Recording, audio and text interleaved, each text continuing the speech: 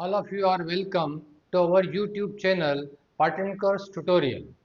जैसा कि आपको पता है हम topic third kinetic theory of gases discuss कर रहे हैं। तो अभी हम इस टॉपिक का एक इम्पॉर्टेंट डेरिवेशन करने वाले हैं। तो क्वेश्चन हम समझ लेते हैं। क्वेश्चन है to derive an expression for pressure of an ideal gas using kinetic theory of gases. हमको पता है कि gas exert a pressure in a container, तो उसका प्रेशर का हमको डेरिवेशन निकालने का है using kinetic theory of gases. और जो हम गैस यूज करने वाले हैं स्टूडेंट, वो होगा ideal gas.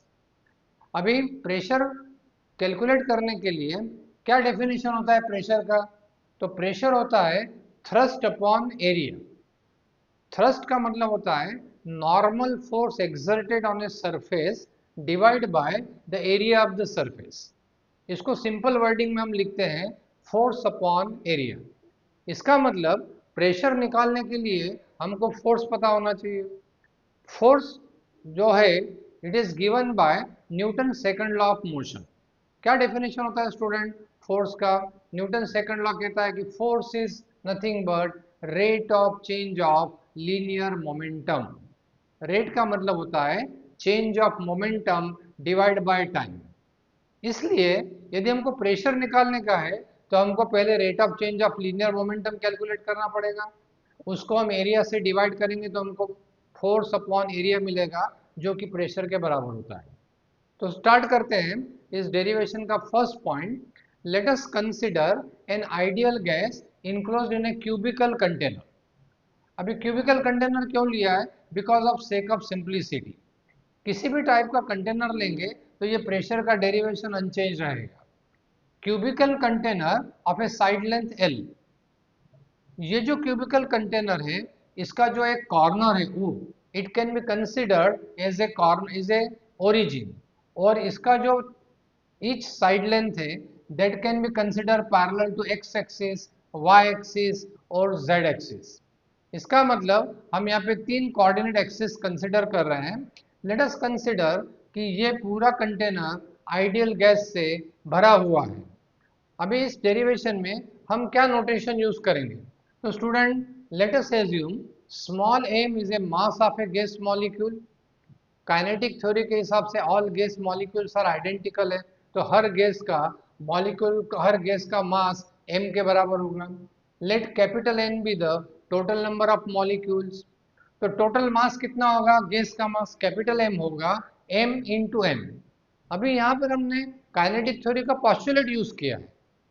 According to the one of the postulate, किसी एक गैस मॉलिक्यूल के जो गैस मॉलिक्यूल्स है वो आइडेंटिकल होते हैं, तो हर गैस मॉलिक्यूल का मास m होगा और नंबर ऑफ मॉलिक्यूल n है। इसके लिए total mass of the gas होगा capital M is m into n। Let A be the area of each wall of the container. Cubical container की 6 faces होंगे। हर face का जो एरिया है that will be equal to L square. V, capital V notation. V is the volume of container or volume of gas. Gas will occupy entire container. तो कितना volume होगा cube का student? L cube. Let V vector be the velocity of molecule in a certain direction. Density. Density का notation है student रो। Density क्या होता है? Density is mass upon volume, तो वो होगा Mn upon L cube. These are the notation use. यहाँ पे मैं आपको एक वार्निंग देना चाहता हूँ कि इस केस में दो वी यूज किया है। कैपिटल वी वॉल्यूम भी है और V velocity of the molecule है। इन दोनों में आप कंफ्यूजन मत करिएगा क्योंकि दोनों अलग अलग नोटेशन है। Let us consider one molecule out of many molecule. हम खाली वन मॉलिक्यूल कंसिडर कर रहे हैं। Consider one molecule of mass m moving with certain velocity v1 in a certain direction. Molecular motion random है, तो out of many molecule हमने खाली एक मॉलिक्यूल कंसिडर किया है जिसका कि वेलोसिटी v1 है किसी डायरेक्शन में। अभी ये जो वेलोसिटी v1 है, ये जो वेलोसिटी v1 है, इसके तीन कंपोनेंट होंगे। तीन कंपोनेंट कैसे होंगे? थ्री डायमेंशनल में इस वन कंपोनेंट एक्स एक्सिस का पैरेलल होगा, one other is Y axis और तीसरा जेड एक्सिस।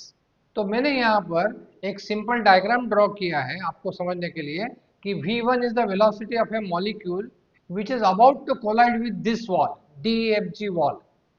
ये जो वॉल DEFG है ये पैरेलल टू YZ एक्सिस है और परपेंडिकुलर टू X डायरेक्शन है। तो कंसिडर द वॉल DEFG, जिसको कि शेडेड में हमने बताया है। ये जो मॉलिक्यूल है V1, it is travelling with velocity V1 towards the wall. अभी ये जो V1 है इसके दो कंपोनेंट है। ये वेलोसिटी हम दो भागों में रिजॉल्व कर सकते हैं, X एक्सिस Vx1 और Y एक्सिस Vy1। अभी क्या होगा स्टूडेंट, ये मॉलिक्यूल वॉल को कोलाइड करेगा और यहाँ से रिबाउंड होगा।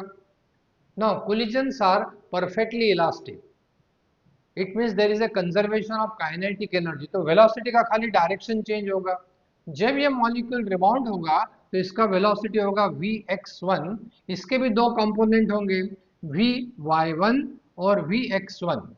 यदि आप देखेंगे तो इसमें से जब मॉलिक्यूल वॉल से टकराया तो इसका खाली x का कंपोनेंट चेंज हुआ, उसकी डायरेक्शन चेंज हुई है, मैग्नीट्यूड सेम है।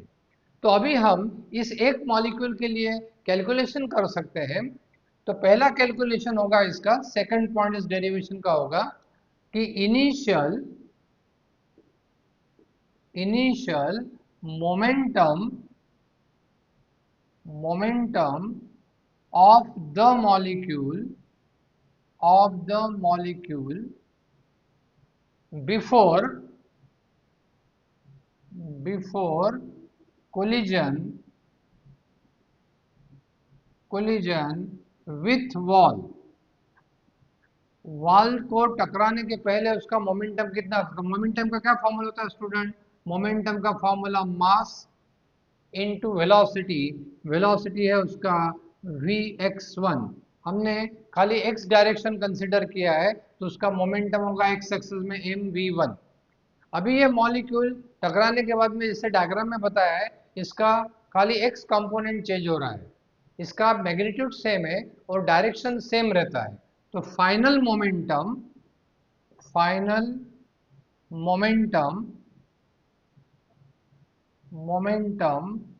of the molecule after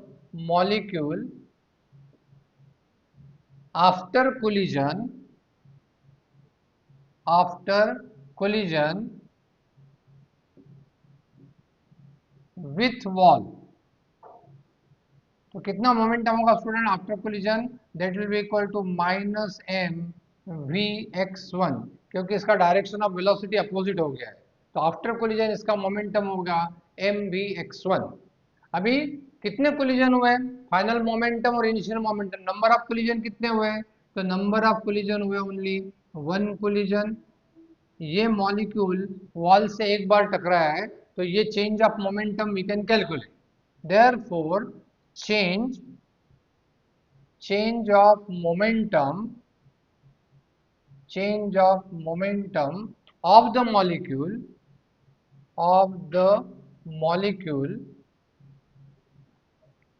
in one collision कितना होगा in one collision change of momentum. तो चेंज ऑफ मोमेंटम का क्या फॉर्मूला है student, final momentum minus initial momentum. तो फाइनल मोमेंटम माइनस Fx1 और माइनस m Vx1। तो change of momentum of student minus 2m Vx1।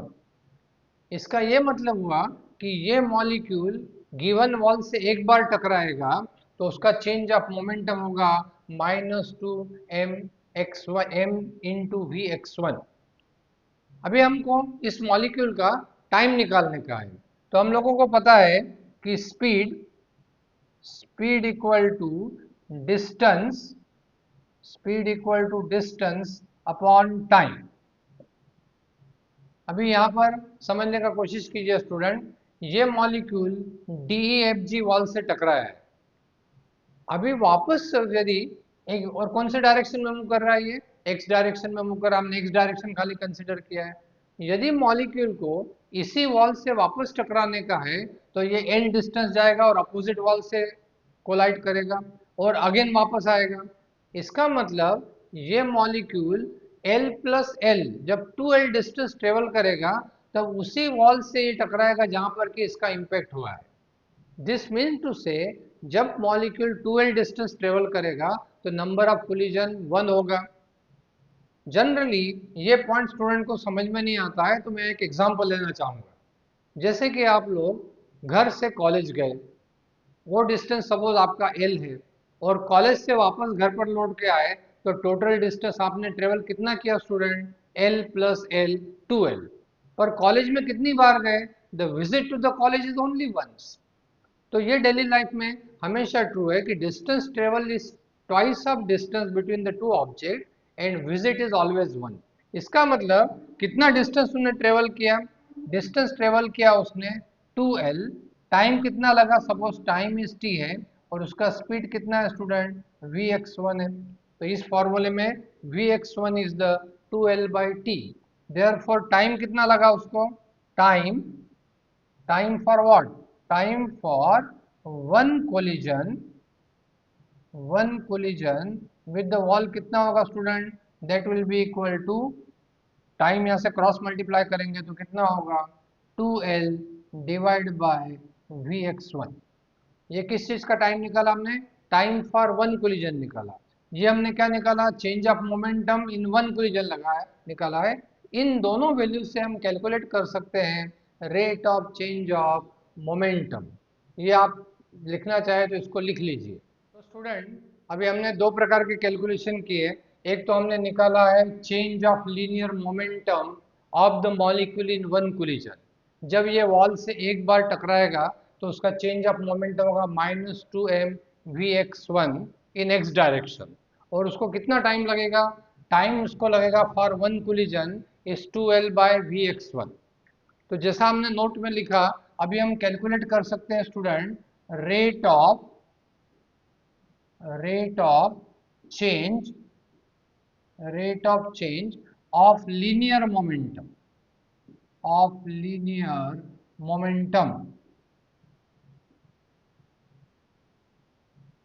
अभी मैंने जैसे आपको समझाया कि रेट का मतलब होता है डिवाइड बाय टाइम। तो rate of change of linear momentum कितना होगा? तो this is equal to change of momentum. इसका फॉर्मूला क्या होगा कि change of momentum divide by time. तो rate of change of linear momentum will be equal to, this is equal to कितना होगा स्टूडेंट? चेंज ऑफ मोमेंटम कितना है? तो चेंज ऑफ मोमेंटम है -2mv(x1) और टाइम का जो वैल्यू है, टाइम का वैल्यू है student that is 2L by vx1।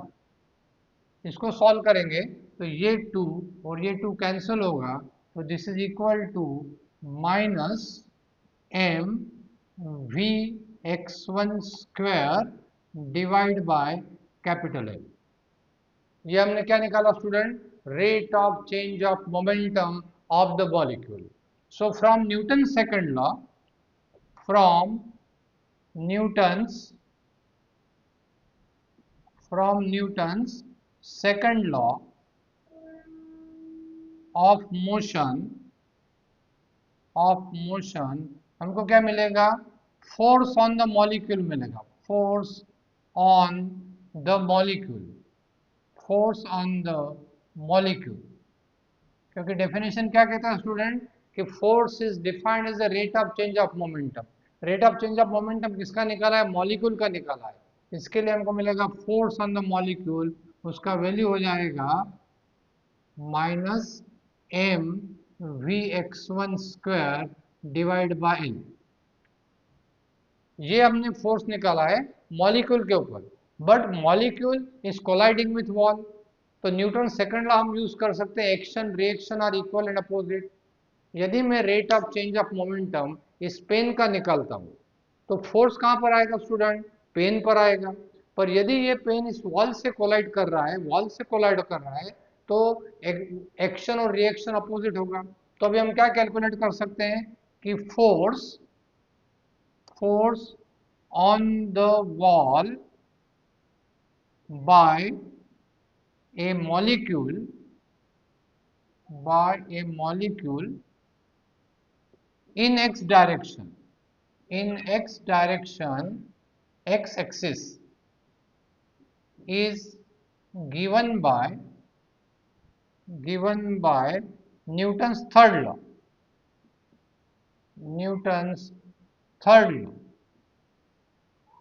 तो कितना होगा, ये एक्शन है तो इसका रिएक्शन इक्वल एंड अपोजिट है, तो इसका साइन कितना हो जाएगा स्टूडेंट, ये हो जाएगा plus M V x one square divide by L, let me call, हम इसको लिखते हैं एफ एक्स वन। क्या मतलब हुआ एफ एक्स वन का, जब एक मॉलिक्यूल इस वॉल के ऊपर टकराएगा एक्स डायरेक्शन में तो कितना फोर्स होगा, the force will be M V x one square by L. Now using this formula हम दूसरे फोर्स निकाल सकते हैं। यदि सेकंड मॉलिक्यूल होगा तो कितना होगा, तो एफ एक्स टू, यहाँ पर क्या हो जाएगा एक्स वन की जगह एक्स टू होगा। तो we can calculate total force, we can find total force along कौन सा direction student, along x axis, कितना होगा, total force along x axis by all molecules,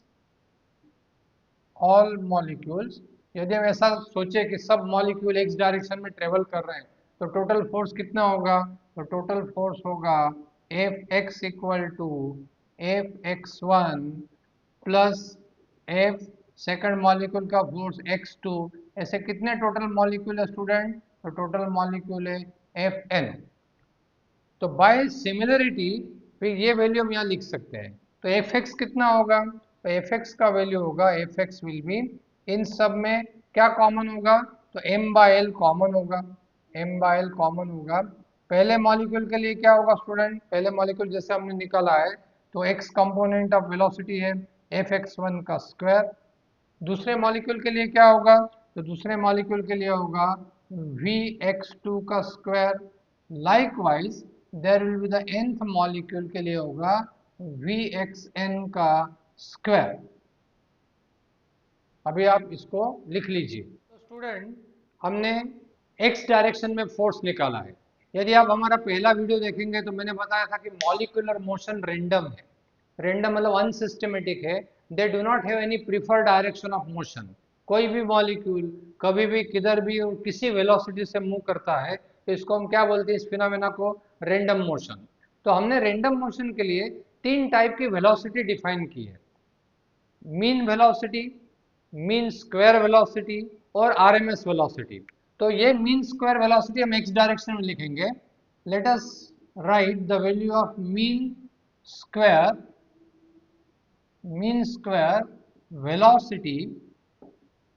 velocity या स्पीड इन एक्स डायरेक्शन,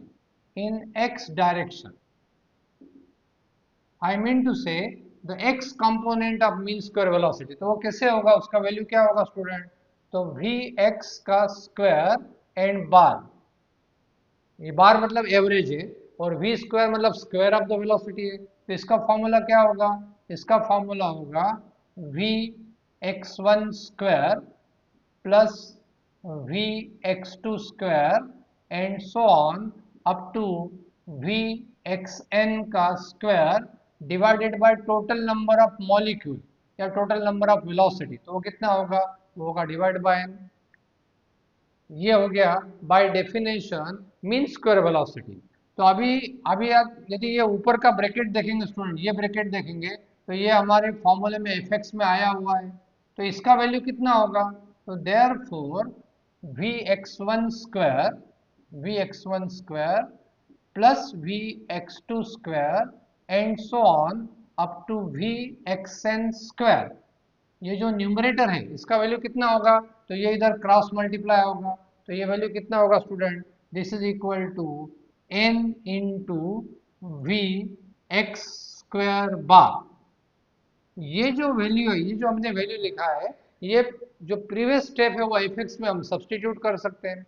तो F X का value कितना होगा, यदि आप देखेंगे एफ एक्स का वैल्यू क्या था, तो एफ एक्स का वैल्यू हो जाएगा स्टूडेंट m बाय एल, ये वैल्यू था, और यहाँ पे ब्रैकेट था, ब्रैकेट कौन सा था, ये न्यूमरेटर का पार्ट था, तो ये वैल्यू कितना हो जाएगा, this will be n into V X square bar.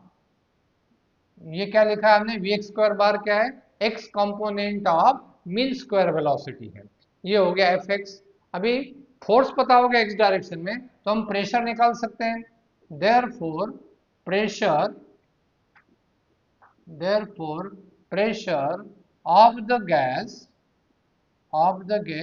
along कौन सा direction student, along x direction, x axis. तो वो कितना होगा प्रेशर, तो जैसे मैंने आपको बताया कि प्रेशर होता है force, normal force divided by area. तो एफ एक्स अपॉन एरिया होगा।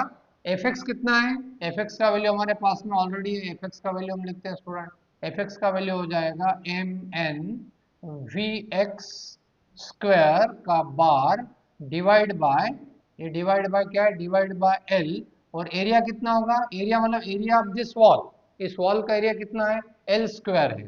तो प्रेशर इन एक्स डायरेक्शन, इसको हम लिखते हैं नोटेशन पी एक्स से। तो पी एक्स स्टूडेंट कितना हो जाएगा, पी एक्स हो जाएगा, पी एक्स का वैल्यू होगा M N V X square bar divide by L cube, ये एल स्क्वायर और एल क्यूब मल्टीप्लाई होगा। This will be the pressure along X axis. मतलब यदि सभी एन मॉलिक्यूल एक्स डायरेक्शन में मूव कर रहे हैं, ऐसा एज्यूम करें, तो टोटल प्रेशर इस वॉल के ऊपर कितना होगा एक्स डायरेक्शन में, M N square of R M S, ये क्या है, this is the mean square velocity divide by L. Similarly हम प्रेशर अलोंग y और z एक्सिस लिख सकते हैं। तो सिमिलरली कितना होगा पी वाई का वैल्यू कितना होगा, तो पी वाई का वैल्यू होगा will be equal to, similarly हम लिख सकते हैं एम एन, y डायरेक्शन में वेलोसिटी क्या होगा, तो v स्क्वायर y का bar divide by L cube. और z डायरेक्शन में वेलोसिटी कितना होगा स्टूडेंट, तो पी जेड होगा, पी जेड का वैल्यू होगा similarly equal to M N velocity v square z direction, ये क्या है, mean square velocity x direction में डिवाइड बाय एल क्यूब है। ये तीन प्रेशर सिमिलरली हमने लिखे हैं। अभी हमको पता है कि gas exert equal pressure in all direction, क्योंकि गैस मॉलिक्यूल रैंडम है, they do not have preferred motion of direction. तो अभी हम क्या कर सकते हैं, अभी हम एवरेज प्रेशर निकाल सकते हैं। तो एवरेज प्रेशर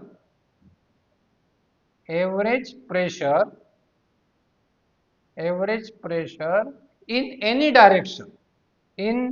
एनी डायरेक्शन कितना होगा स्टूडेंट, एनी डायरेक्शन में। तो average pressure in any direction को हम लिखते हैं P will be equal to कितना होगा, एवरेज निकाल रहे हैं, तो P will be equal to student P X plus P Y plus P Z divide by 3 होगा, एवरेज लिया, 3 का एवरेज लिया। अभी ये जो ऊपर स्टेप लिखा हुआ है P X P Y P Z का वैल्यू, इस इक्वेशन में आप सब्सटीट्यूट करेंगे तो क्या होगा, देखो मैं डायरेक्टली आपको लिख देता हूँ। इसमें क्या होगा, यदि आप ये तीनों इक्वेशन देख रहे हैं, वैल्यू देख रहे हैं, तो इसमें M N by L cube common है और यहाँ पे डिनोमिनेटर में 3 है, तो कॉमन क्या आएगा यहाँ पर हो जाएगा M N upon 3 L cube.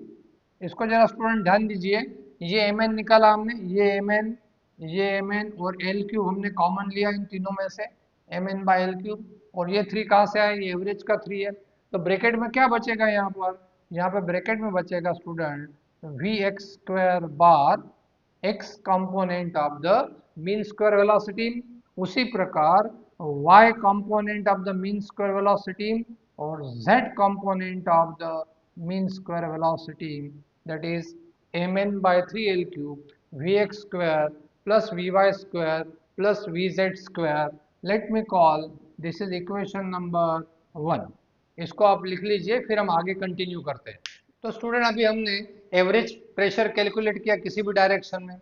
अभी हमको पता है कि v स्क्वायर, पहले मॉलिक्यूल का वेलोसिटी कितना है, v1 है, देखो ये बताया v1 वेलोसिटी है, तो इसका मीन स्क्वायर वेलोसिटी कितना होगा, v1 का मीन स्क्वायर वेलोसिटी होगा इसका x कंपोनेंट vx1 स्क्वायर का बार प्लस vy1 स्क्वायर का बार प्लस vz1 स्क्वायर का बार।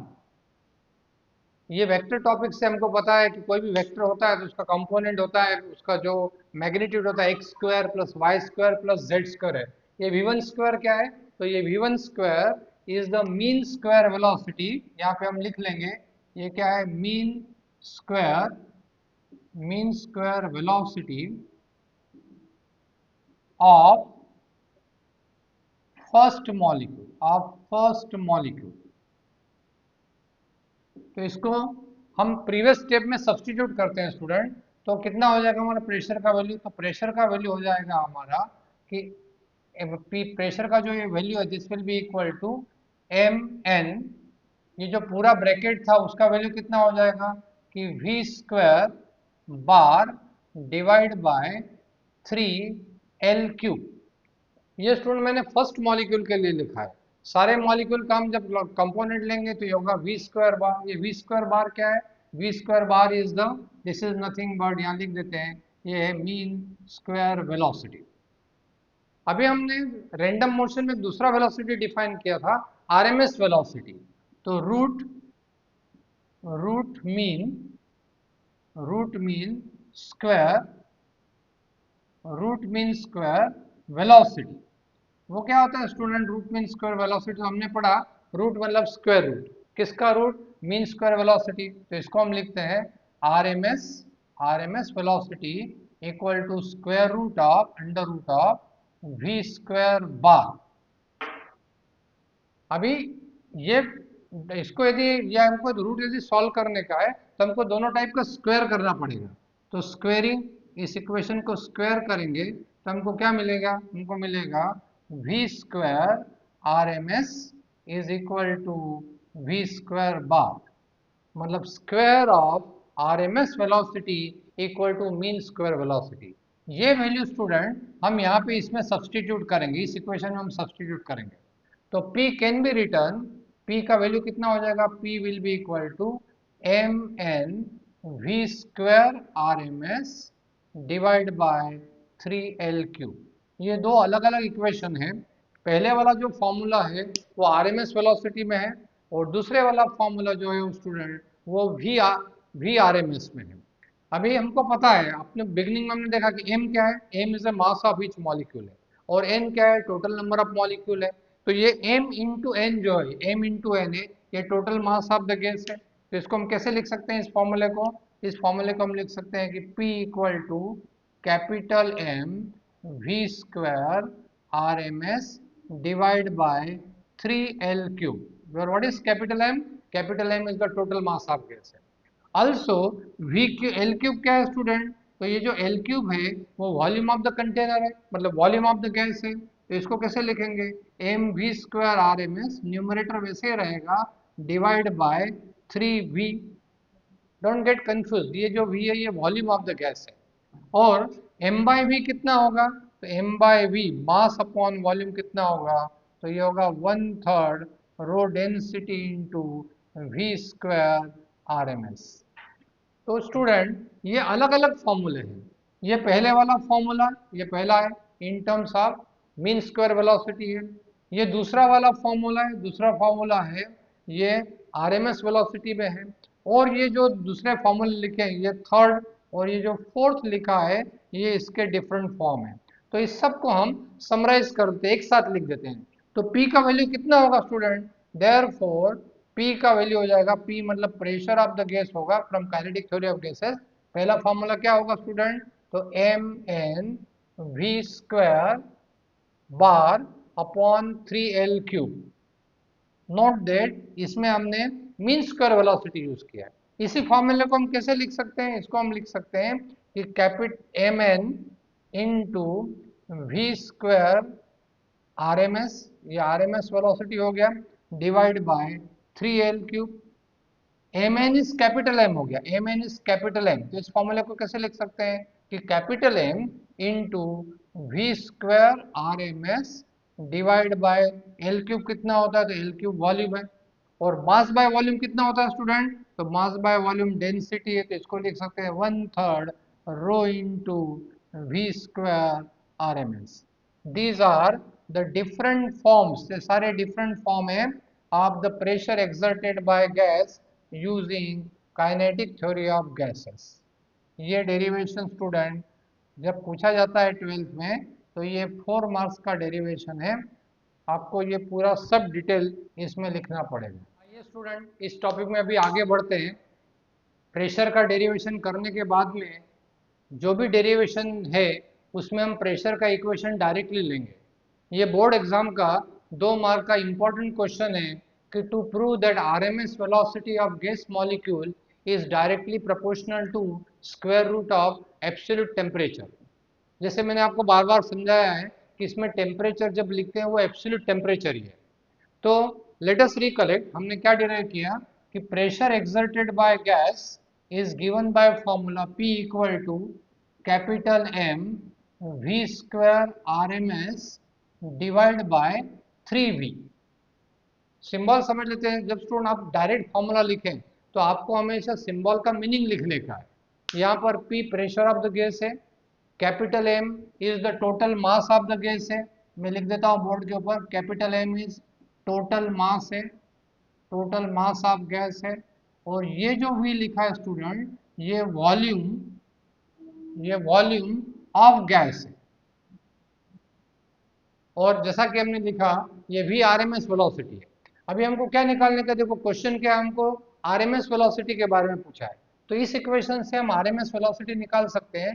कितना होगा, और V square RMS will be equal to, ये यहाँ पे क्रॉस मल्टीप्लाई होगा इस प्रकार से, तो V square RMS will be equal to 3PV upon capital M। और ये चूंकि V स्क्वायर है तो इसका हम स्क्वायर रूट लेंगे, तो और V RMS कितना होगा, देयरफॉर V RMS होगा square root of 3PV upon capital M। Let me call this is equation 1, ये इक्वेशन 1 है। अभी हमको P into V, pressure into volume है, हमको क्या लाने का, देखो एब्सोल्यूट टेम्परेचर लाने का है। तो अभी हम जनरल गैस इक्वेशन यूज करेंगे। तो सेकंड पॉइंट डिस्कस करते हैं, from general ideal gas equation, ideal gas equation recollect कीजिए स्टूडेंट, हमने 11th में इसको डिराइव किया। आइडियल गैस इक्वेशन क्या होता है कि P V equal to N R T. P is pressure, V is volume, N क्या है स्टूडेंट, एन, तो एन होता है number of mole, N value होता है नंबर ऑफ मोल्स। क्या फॉर्मूला है स्टूडेंट नंबर ऑफ मोल्स का, let us recollect. Number of moles का फॉर्मूला होता है mass of gas, mass of gas, इसको हम डिनोट किया कैपिटल एम से, ये जो कैपिटल एम लिखा है total mass of the gas है, डिवाइड बाय मॉलिक्यूलर वेट। हर गैस का फिक्स मॉलिक्यूलर वेट होता है, तो divide by molecular weight. Molecular weight के लिए सिंबल यूज करते हैं स्टूडेंट m0। तो नंबर ऑफ मोल ये हो गया। व्हाट इज कैपिटल आर, तो capital R is a universal, it is universal gas constant, जिसका कि वैल्यू वगैरह आप पहला हमारा वीडियो देखिए मेरा, उसमें हमने सब इसका वैल्यू यूनिट डायमेंशन लिखा है। यदि हम n इक्वल टू 1 लेंगे, if we take n value is 1, मतलब नंबर ऑफ मोल 1 लिया, तो इस इक्वेशन से क्या होगा स्टूडेंट, यदि नंबर ऑफ मोल 1 लिया तो m will become equal to m0, मतलब mass of the gas molecular weight के बराबर होगा। तो ये फॉर्मूला क्या हो जाएगा, जनरल गैस इक्वेशन, ये होगा PV equal to RT। Let me call equation 2। ये वैल्यू हमको इक्वेशन 1 में अभी सब्सटीट्यूट करेंगे। तो सब्सटीट्यूटिंग इन इक्वेशन 1, ये वैल्यू हम इक्वेशन 1 में सब्सटीट्यूट करते हैं तो क्या होगा, फॉर्मूला क्या बन जाएगा स्टूडेंट, तो V RMS will be equal to square root of, कितना होगा, PV इक्वल टू RT है तो P3RT अपॉन, ये M नहीं रहेगा, या M की जगह M0 होगा। स्टूडेंट ये पॉइंट इंपॉर्टेंट है, यहाँ पर इक्वेशन 1 में जो M लिखा है वो टोटल मास ऑफ गैस है, और यहाँ पर हमने 1 मोल यूज किया है, तो इस फॉर्मूले से mass equal to molecular weight हो गया। तो there is a difference between M and M0। M0 क्या है, molecular weight of the gas है। तो इस फॉर्मूले को कैसे हम लिख सकते हैं? इसको हम लिख सकते हैं this equal to student 3r upon m0 into root T. हमको पता है मैथ से root X Y root X into root Y. अभी ये जो क्वांटिटी है under root of 3r upon m0 है, ये एक गिवन गैस के लिए कांस्टेंट है। r तो यूनिवर्सल गैस कांस्टेंट है। यूनिवर्सल का मतलब मैंने आपको बताया, यूनिवर्सल मतलब सब गैस के लिए वो सेम रहेगा, और गिवन गैस के लिए मॉलिक्यूलर वेट सेम है। तो root 3r2 upon m0 is a constant for given gas. किसी भी गैस के लिए कांस्टेंट है गिवन गैस। तो वी आर एम एस कितना होगा? तो वी आर एम एस को हम कैसे लिख सकते हैं? This is equal to a constant, short में लिखते हैं constant multiplied by square root T. अभी हमको पता है यदि ये कांस्टेंट हम यहाँ से निकाल देंगे तो बाय रूल, साइंस के रूल से हमको प्रोपोर्शनल लिखना पड़ेगा। देयरफॉर फाइनल स्टेप क्या होगा student? Therefore VRMS is directly proportional to square root of capital T. This proves that RMS velocity of gas molecule is directly proportional to absolute temperature of the gas. इसको आप लिख लीजिए। अभी next derivation करते हैं जिसमें कि pressure का इक्वेशन हम डायरेक्ट लेंगे। तो क्वेश्चन क्या है? Explanation of the temperature of the gas. किसी गैस में क्यों टेम्परेचर होता है, टेम्परेचर कहाँ से आता है, हाउ दिस टर्म अराइजेस। तो let us consider from kinetic theory of gases, pressure exerted by a gas is given by formula mn into v square rms divide by 3v। Student ये formula, ये सारे derivation के लिए आपको directly लेने का है। क्या कर सकते हैं आप, इसमें नोटेशन लिख सकते हैं। इसमें m क्या है? Small m। तो small m is mass of each molecule, each molecule of the gas है, ईच मॉलिक्यूल। शॉर्ट में लिखता हूं n क्या है? Total n। तो number of, that is number of molecules है, नंबर ऑफ मॉलिक्यूल्स है। v RMS वेलोसिटी है, और ये जो v लिखा है स्टूडेंट, डोंट गेट कंफ्यूज, ये जो v है ये वॉल्यूम ऑफ द गैस है, वॉल्यूम ऑफ गैस है। तो जब कभी स्टूडेंट आपको ये डेरिवेशन करेंगे, ये प्रेशर का इक्वेशन आपको डिराइव नहीं करने का है। बहुत सारे लोग इसको डिराइव करते हैं और उनका टाइम ऐसे ही वेस्ट हो जाता है। 2 मार्क के क्वेश्चन के लिए ये डायरेक्ट लिख कर हमको खाली नोटेशन लिख देने का। तो इस इक्वेशन से हम लिख सकते हैं, इसको मैं लिख सकता हूँ, क्रॉस मल्टीप्लाई करता हूँ यहाँ पर, तो आई एम राइटिंग, हम लिख सकते हैं कि M V R M S square is equal to, ये यहाँ पे क्रॉस मल्टीप्लाई होगा, इज इक्वल टू कितना होगा स्टूडेंट? तो 3PV अपॉन n।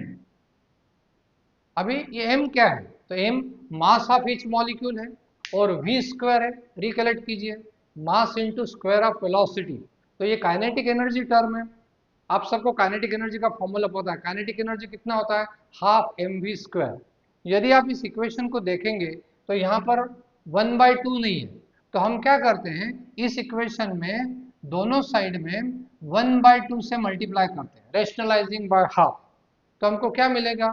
ये इक्वेशन हम कैसे लिख सकते हैं? ये इक्वेशन हम लिखेंगे स्टूडेंट कि 1/2 m v square R M S is equal to 3PV upon 2n।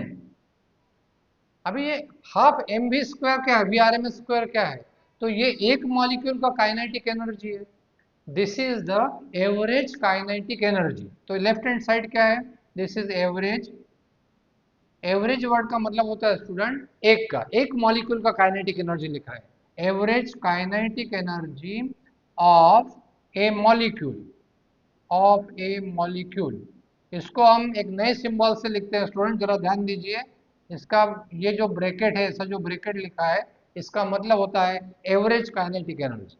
ये मैथमेटिक्स का नोटेशन है, मैथमेटिक्स में आप पढ़ेंगे इस प्रकार का नोटेशन हम यूज करते हैं। ये expected value of, average value of E है। इसको ऐसे भी लिखा जाता है, कई बार इसको ऐसे भी लिखते हैं ई बार, बार मतलब एवरेज। तो कितना हो गया स्टूडेंट, एवरेज काइनेटिक एनर्जी कितना हो गया? तो this is equal to 3PV upon 2n। Let me call, ये हो गया इक्वेशन 1। अभी आप देखेंगे तो इस टर्म में देखो पीवी है। जब कभी भी डेरिवेशन में पीवी आए स्टूडेंट तो क्या याद रखने का है, हमको ये याद रखने का है कि पीवी जनरल गैस इक्वेशन में होता है। तो late us consider general gas equation, second point, from general gas equation. तो जैसे अभी लास्ट डेरिवेशन में हमने देखा, मैं शॉर्ट में लिखता हूं कि पीवी इक्वल टू होगा NRT, N is the number of moles है, और यदि 1 मोल लेंगे इसको हम लिखते हैं आर टी, जबकि नंबर ऑफ मोल 1 हो गया, तो P V equal to R T हो गया। ये वैल्यू हम इक्वेशन 1 में सब्सटीट्यूट करते हैं। तो सब्सटीट्यूटिंग, इसको हम सब्सटीट्यूट करते हैं, सब्सटीट्यूटिंग इन इक्वेशन 1। तो देखो स्टूडेंट क्या मिलेगा, हमको क्या मिलेगा कि average energy, average kinetic energy E will be equal to 3RT upon 2N। अभी देखिए स्टूडेंट, ये जो है ना नंबर ऑफ मॉलिक्यूल्स थे, पर हमने 1 मोल लिया है। तो हमको पता है कि 1 मोल में, किसी भी 1 मोल ऑफ गैस में फिक्स नंबर ऑफ मॉलिक्यूल होते हैं, जिसको कि हम बोलते हैं एवोगैड्रो नंबर। तो ये n की जगह यहाँ पर Na होगा। What is this Na? This Na is the Avogadro number. अभी 3RT अपॉन 2N, तो क्या हो गया, देखो एवरेज काइनेटिक एनर्जी ऐसे हो गया। इस इक्वेशन को हम ऐसे भी लिख सकते हैं कि 3/2 KBT, रिकलेक्ट कीजिए, R यूनिवर्सल गैस कांस्टेंट है, तो R का क्या फॉर्मूला होता है, कैपिटल R का फॉर्मूला होता है, R का फॉर्मूला होता है Na multiplied by KB। R universal gas constant है, केबी को क्या बोलते हैं स्टूडेंट, केबी का नाम है बोल्ट्जमैन कांस्टेंट, ये एनर्जी को रिलेटेड है। तो ये फॉर्मूला हम इस प्रकार से लिख सकते हैं, late me call this is equation number 2। तो यदि आप ये इक्वेशन देखेंगे तो देखो 3/2 केबी कांस्टेंट है, तो एवरेज काइनेटिक एनर्जी किसके ऊपर डिपेंड करता है, वो टेम्परेचर, मतलब एब्सोल्यूट टेम्परेचर पर डिपेंड करता है। तो किसी भी सब्सटेंस में या गैस में क्यों टेम्परेचर होता है, टेम्परेचर कहाँ से आता है, क्योंकि गैस मॉलिक्यूल मूव कर रहे हैं तो उसका काइनेटिक एनर्जी होगा, और उस काइनेटिक एनर्जी की वजह से गैस में टेम्परेचर होता है। जितना ज़्यादा टेम्परेचर होगा उतना काइनेटिक एनर्जी ज़्यादा होगा, और वाइस वर्सा, काइनेटिक एनर्जी ज़्यादा होगा तो टेम्परेचर भी ज़्यादा होगा। इसमें हम एक और काम कर सकते हैं, ये ई बार निकाला है हमने, ये ई बार मतलब क्या है, एवरेज काइनेटिक एनर्जी है। तो इस गैस का हम टोटल काइनेटिक एनर्जी निकाल सकते हैं स्टूडेंट। टोटल काइनेटिक एनर्जी कितना होगा, let me right point 3, total kinetic energy of gas कितने का, 1 मोल ऑफ गैस, 1 मोल।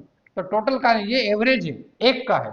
यदि टोटल निकालने का तो हमको इसको क्या करना पड़ेगा, नंबर ऑफ मॉलिक्यूल से मल्टीप्लाई करना। तो टोटल काइनेटिक एनर्जी होगा E, E is the notation for total kinetic. Total कितना होगा, एक का Na number of molecule multiplied by E बार। यदि एक स्टूडेंट का वेट 50 किलोग्राम है एवरेज, और 10 स्टूडेंट का निकालने का, तो हम क्या करेंगे, 10 से मल्टीप्लाई करेंगे। इसके लिए यहाँ Na से मैंने मल्टीप्लाई किया, मैंने 1 मोल ऑफ गैस लिया है।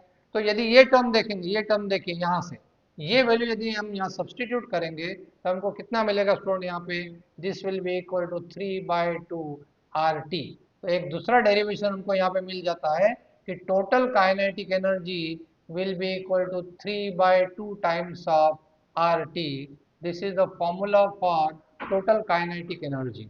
ये आप अभी लिख लीजिए, ये आपने लिख लिया होगा स्टूडेंट। यदि आप ये वीडियो पसंद आया हो तो इसको लाइक कीजिए, और हमारे यूट्यूब चैनल पाटनकर क्लासेस को सब्सक्राइब भी कीजिए। दूसरे वीडियो में, एग्ज़ाम का टाइम है, दूसरे वीडियो हम जल्दी अपलोड कर रहे हैं। Thank you.